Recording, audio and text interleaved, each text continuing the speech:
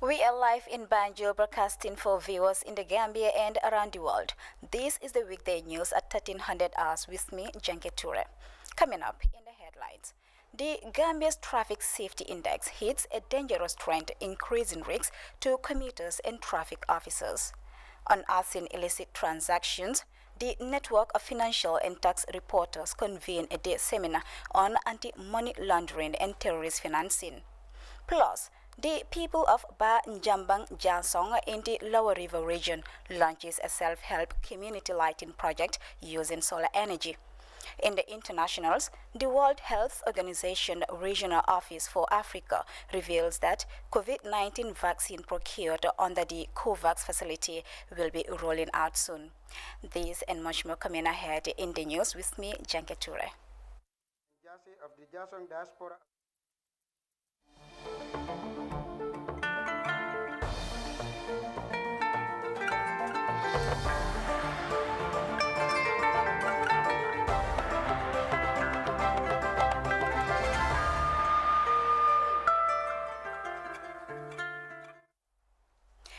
A warm welcome to GRTS News. I am Janke Ture. We begin this edition of the news with road traffic incidents because the Gambia's Traffic Safety Index is hitting a dangerous trend, increasing risks to commuters and traffic officers. According to Samuel Ba, a young traffic officer, Jara Dem, experienced a sudden assault at a checkpoint weeks after a taxi driver broke the leg of a traffic officer while trying to illegally escape police checkpoints. Details in this report. Meet 32-year-old Jara native Kumba Dem, a traffic police officer stationed at the Jara Soma police station. The mother of three travels daily from her native home of Sitahuma. Kumba, like many other traffic police officers, encounters numerous challenges in her line of duty amid limited resources, daily domestic drudgery, and even verbal assaults.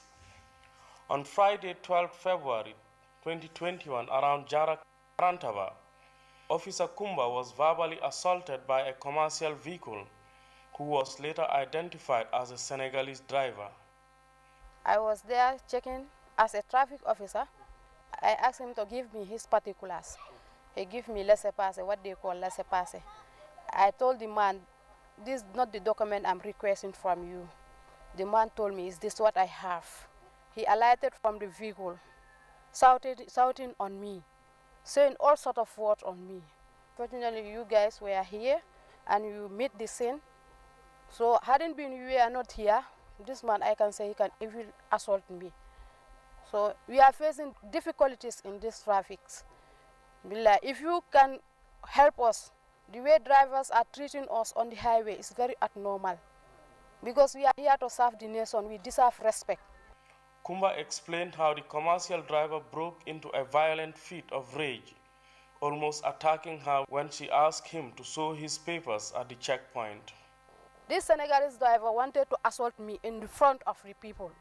I experienced many. We are facing a lot of problems in these provinces, like the way the drivers are behaving on us. Let the government help the police officer, both the securities. Kumba then requested for the driver's particulars and further questioned him on the rule violation he had just committed. Eyewitnesses comprising top officials of the transport union, including myself and cameraman, had just arrived at the scene watching the driver in heated argument with the traffic police officer, verbally assaulting her with a slew of invectives. The police officer stopped him. The apprentice came out from the vehicle. Sister, I'm in break. That is the first word. I'm just standing.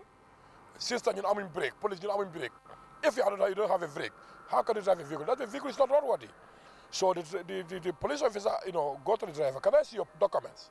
He come out with this laissez-passer or pass avant. They call it as a pass avant. He said, not this. I'm not asking for this. I'm asking for your driver license and your insurance. The driver came out from the vehicle, lied down, started shouting, assault, because found what it is, assault. Assaulting the human, say everything, but you don't know where our purpose. We are just sitting, standing, or watching whatever. After you want to further, we intervene. I commend her very well. Mamoudou Job need this kind of ladies on our road. These people, they are here to protect life and properties. They are not a harm or a threat to the nation. She is serving her nation. That's what she is obligated to do, and that's what she was doing yesterday. But the situation is unfortunate. It shouldn't be like that. What we expect from Senegalese drivers, we are sister country. Gambia in Senegal, that's a norms and culture. People were saying we are the same. That word is not today. But I think that the sameness, it have to be implemented. After eyewitnesses intervened, the traffic police eventually got hold of the driver's papers. He was asked to follow Officer Dem to the Jara Soma police station, where he may be questioned for verbal assault or traffic rule violation. Yeah, a Gambian driver, you are not going to accept the special non-Gambian. The vehicle is on a road because the driver doesn't have any brake. The police want to, check your documents, you refuse. I'm the one who forced him to give me take the driver license for me or insurance. So if Gambian drivers do it in Senegal, that's the end of it. This incident comes barely few days after transport union officials embarked on a countrywide tour to dialogue with their members on how to improve road transportation and minimize traffic rule breaking incidents and accidents.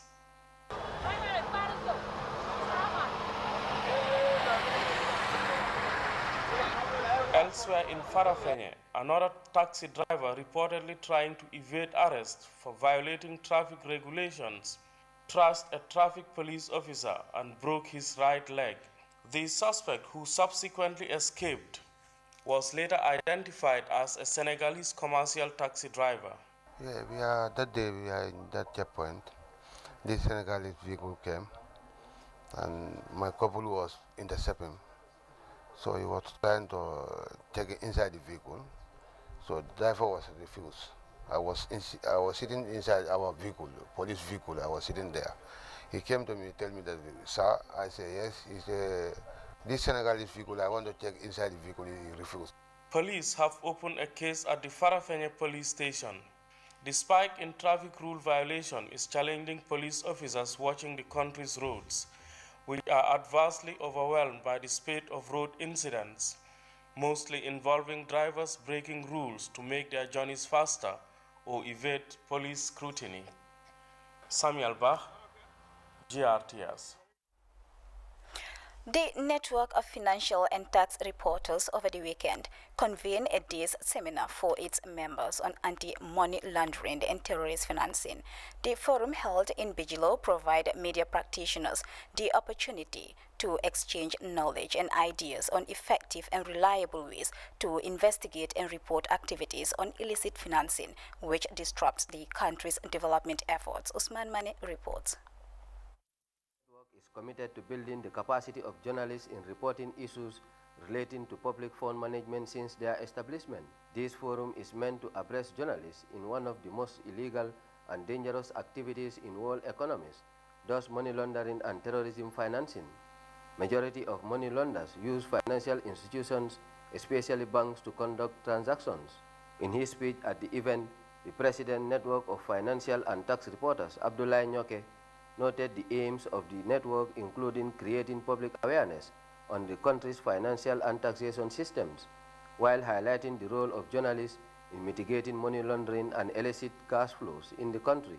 Today's forum aimed at bringing journalists together and discuss various areas of concern, such as the need, 1, to investigate money laundering and terrorist financing, 2, effect on economic development and international standard, 3, combating the financing of terrorism.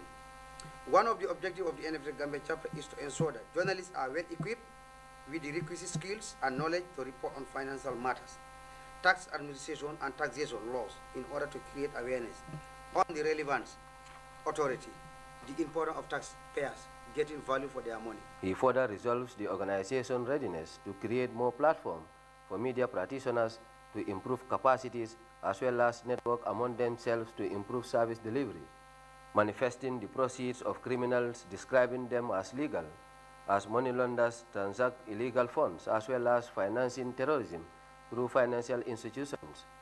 The Administration and Finance Manager, Gambia Bankers Association, Omar Diouf, highlighted the efforts undertaken by financial institutions to mitigate these activities. To the FIU Gambia for the good job they have been doing with our compliance officer, trying to equip us.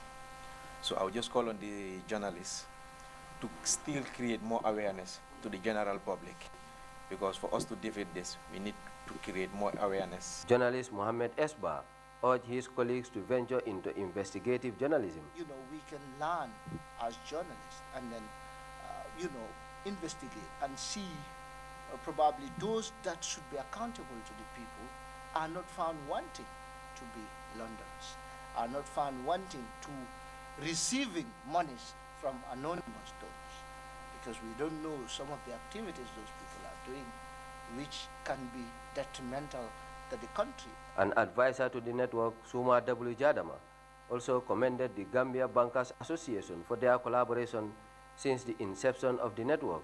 In his presentations, Mr. Jadama highlighted some of the dangers of money laundering and related activities. They don't have badges. They don't have identification cards. So sometimes, unknowingly, they are usually within our midst. They are aware. They are informed. They are everywhere. Sometimes some of them will register NGOs, charitable organizations, but the purpose of which will never be surfaced and will never be understood by ordinary person. The session is among many knowledge-sharing platforms for journalists to abreast themselves on development issues surrounding the population. Usman Mane, GRTS. Members of GRTS fan club over the weekend embarked on a massive cleansing exercise at GRTS radio premises in Mile 7. The annual voluntary activity was highly attended by fans as a sign of appreciating the national broadcaster. Senabu Jain filed in this report. For the past 11 years, the GRTS Fans Club has been organizing cleansing activities at the Radio Gambia building in a bid to maintain upkeep of the important compound housing the country's first public radio. GRTS Director of Radio Programs Hadi Baji explained the importance of the event in strengthening collaboration between the broadcaster and its local partners. This exercise has been going on for almost 11 years now, and it's been organized by the GRTS Fans Club together with other stakeholders like the ambassadors, the Mansuwankers, the Balantas, and a cross-section of the Gambian society. Each year around March, they will come around and then do the clearing. The exercise is very important because it makes the environment very conducive, because if you look at Radio Gambia, the area is huge.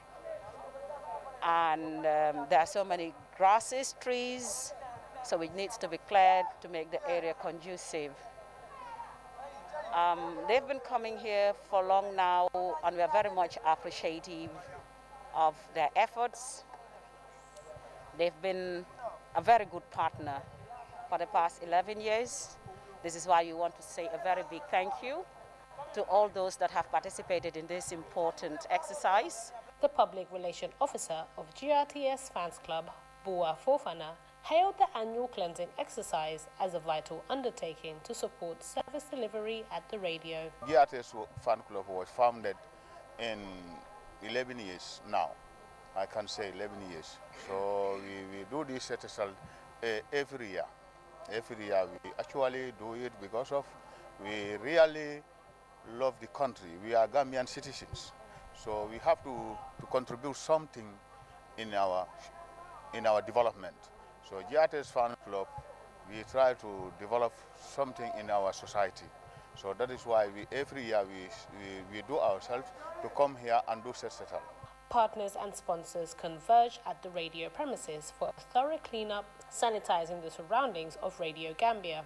The Secretary General of the Balancer Society, who spearheaded the exercise, underscored the continuous support and partnership, strengthening relations between the public broadcaster. Every year we do come together and then clean at the GRTS premises. Gambia Balancer Society is a large body, as I'm telling you, from Carton to Koina, as I'm saying. That's why when it is time to come for settle, either GRTS provides transportation or not, but we do it by ourselves.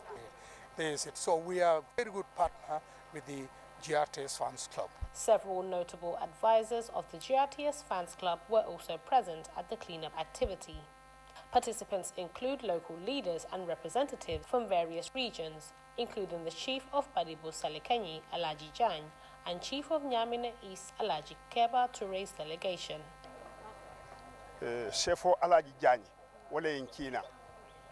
I am a native of Badibu Salikanyi, and I am sent by the chief. Every year, the chief sends us to attend the event. Chief Alaji Jan tried a lot, and that is why every year he sent a delegation to attend the event.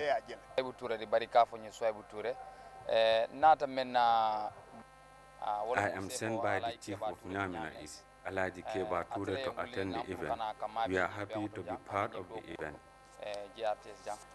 The Director General of the Gambia Radio and Television Services, Abdul M.K. Toure, also presided over the activity, commending local partners for their commitment to the broadcaster. Yeah, the entire GRTS family, we're very happy, to have this multitude of people here. As you can see, we have a lot of associations that have formed the GRTS Fans Club.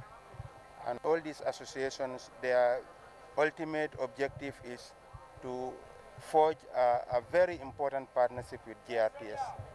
Being the national broadcaster, we all know the critical role GRTS is playing in the development of the country. And all these stakeholders are very important partners. And for the past 11 years, we have been doing this, etc.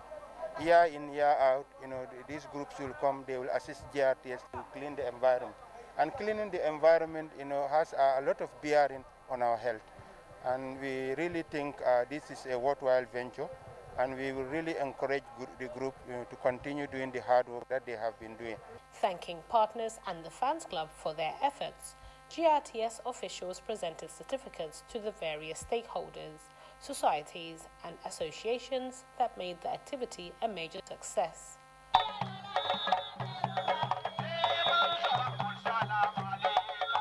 Zainab Jan for GRTS News.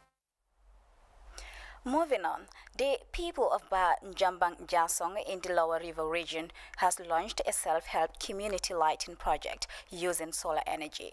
The project, called Jasong Solar Lights, as Alajimbai reports, is funded and implemented by the Ba Njambang Development Association in partnership with Jasong Diaspora Association.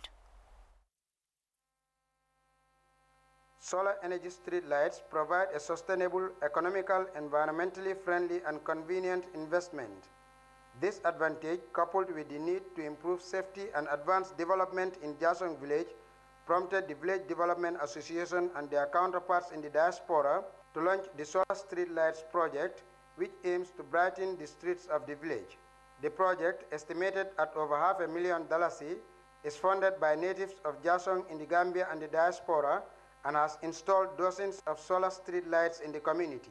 The move, according to Lamin Jase of the Jasong Diaspora Association, will help address a range of issues including environmental crisis and road accidents. Most of us are living in the combos. Some of our guys are living in the diaspora.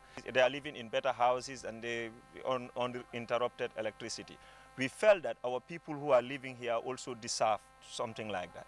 They deserve to at least have some of the basic needs of life, what it is, clean drinking water, they need to have good health facility, good education, but also they need to, be safety, because light is all about that, safety not only in the houses, but also on the street. It is a security for itself, and these lights are like that, they will come on automatically, when it gets dark, and then, will go off, and it's solar, so it's sustainable. These lights offer high efficiency and luminous lights with a smart control system expected to facelift the settlement, something that impressed community members. The representative of the Alcalo of Jasong, Sidi Kanyi, called for continuous peace and unity, saying it's the foundation of development. The advice I will give to the community is to continue to unite, because if you see any community that has been developed, is because of unity. If there is no unity, there will be no development. because unity is very key and is very powerful in any development of a country, of a district, or of a village. So, and also the advice I will give to the beneficiary is to make the best use of this solar project, because the people who sacrifice their resources, those who intend for them to use, so they should use it purposely so that it can serve them. Despite numerous development activities carried out by the two associations in Jasong village, a lot remains, according to the representative of Banjamba Association, Patakani. We started with school, but we have borehole. Now we are in the street line. We are thinking of more and more. We are also thinking of encouraging youths to stay in the village. And one of that we can do is to come up with a youth-friendly project. So we are calling on the government to help us build our agricultural station. We know it is in their pipeline, but we are just encouraging them to come up with it. And if you look at also village garden also, our women are very hardworking. They depend on their garden in the dry season, but you go to the garden, it's also a community initiative. It's the youth of this village who wake up to go to the garden, then we use these sticks and local material to fence our garden. Several other community leaders, including the chairman of the Village Development Committee, Fakeba Fadia, and Imam Arfang Sana Kinte, all thanked the two associations for the initiative while assuring proper management and sustainability of the project. An essential advantage of installing any street lights is safety. Thus, using them is an important and cost-effective investment that reduces a range of risk while offering more sustainable source of energy. In addition to this project and many others, such as a community-initiated school, the two associations are now set on youth-friendly initiatives. We now head to the Central River region because Kuntaur Area Council has handed over motor bicycles to its tax collectors across the Central River region north in a bid to enhance mobility in collecting tax. Modulamin Sane has the rest of that story. This is part of efforts to supplement tax collection in the Central River region through enhanced mobility. The movement of our collectors to one center to another. This is for the first time that the council is buying 5 motorbikes at a time. It has never happened. The Kuntaur Area Council is looking to boost its revenue base by facilitating movement during tax collection and other official works. Transport challenges and inaccess to hard-to-reach areas is costing the council more revenue as collectors struggle to reach taxpayers. We have about 10 wards, and every collector is overseeing 2 wards, and every ward comprises more than 20 villages. So if every collector is covering 40 villages, it's very difficult for that collector to move to every village on foot. And if that happens, there will be challenge in him facilitating the registration and the collection. And when that also happens, the council also will see the constraint. And that one also happens, the community or the LG or the people also will feel the constraint because they will not see any project implemented. So all these compiled together warranted us to go in for this, just to be able to get more and plow back more to our communities. Kuntaur Area Council attaches significance to the strengthening of this unit under the council's financial department, which is key to earning revenue for the area council. As far as Kuntaur Area Council, we are doing our utmost best despite the limited challenges we do face in terms of resources. But to make sure that we improve our collection mechanism, we also need to improve on facilitating the movement of our collectors to make sure that every corner of this LGA is reached and is reached at a convenient level and speed.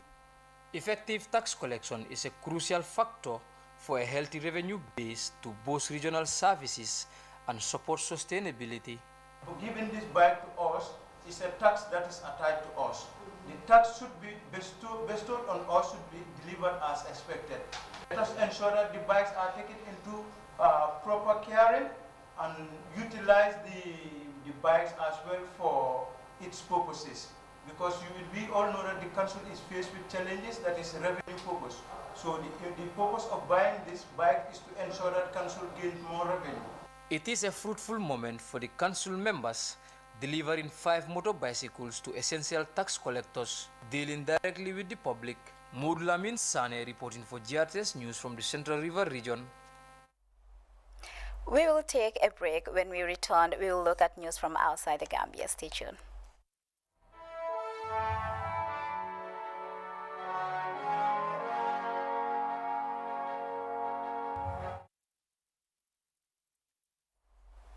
Welcome back. In the internationals, the World Health Organization Regional Office for Africa has revealed that COVID-19 vaccine procured under the COVAX facility will be rolling out soon. COVAX is yet to distribute a single dose since 13 February as they mount to begin the rollout. COVAX is a joint effort managed by WHO. 92 countries are eligible for support from COVAX as many cannot afford the vaccine on their own.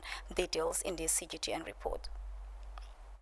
February, the COVAX facility has announced its allocation for the first phase of vaccine delivery to countries globally. For African countries, COVAX is expecting to deliver around 90 million doses.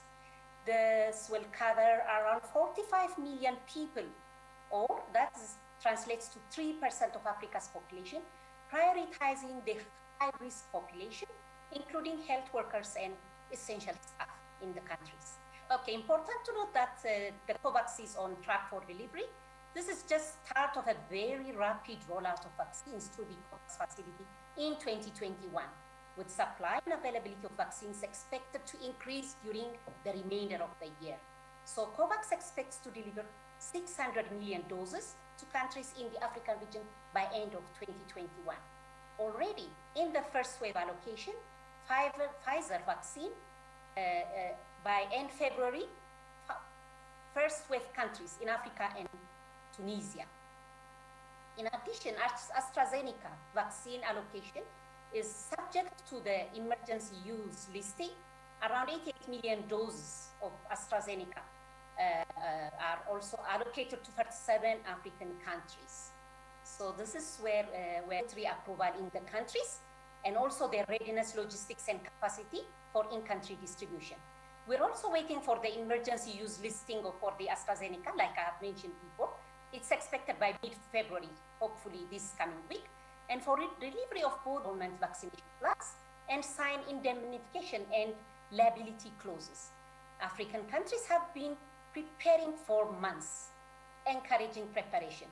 This normally takes several months, but must be done in 2 weeks for the regulations of each country to approve for the COVID vaccine utilization in their countries. Elsewhere in the Democratic Republic of Congo, where at least 11 people have been killed in a rebel attack into military camps in the southeastern city of Lubumbashi, 4 Congolese soldiers and 1 civilian were among the deaths. Soldiers from the Presidential Guard managed to repel the onslaught by the rebels. CGTN has more.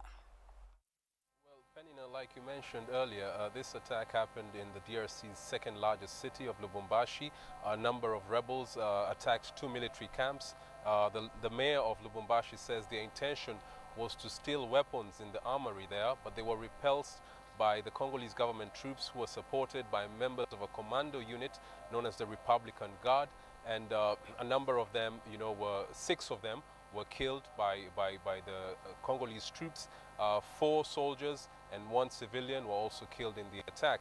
Now, what we know about the Bakata Katanga, which is a Swahili word for cut, means cut Katanga, is it's a militia group that has been advocating for the secession of Katanga from Katanga region from the rest of the DRC. This is a region that's very rich in minerals. It has a lot of copper, cobalt, uranium, and diamonds, and there are very many foreign companies that are extracting these minerals in that area. So the people from this militia group have been saying for a very long time that they have been marginalized for a very long time by the central government. They're saying they're not benefiting from the mineral wealth in their area, and so they believe they can do much better in managing the wealth of their area. But the DRC constitution states that all the mineral wealth found in the territory of this country belongs to the government, which will be in charge of distributing it around the country. And so the government will have none of that.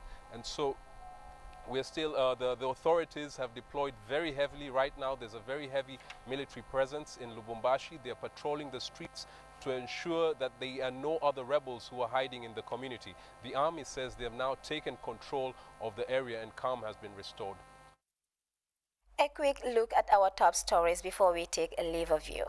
The Gambia's Traffic Safety Index has hit a dangerous trend, increasing risks to commuters and traffic officers. Unearthing illicit transactions, the network of financial and tax reporters have convened this seminar on anti-money laundering and terrorist financing.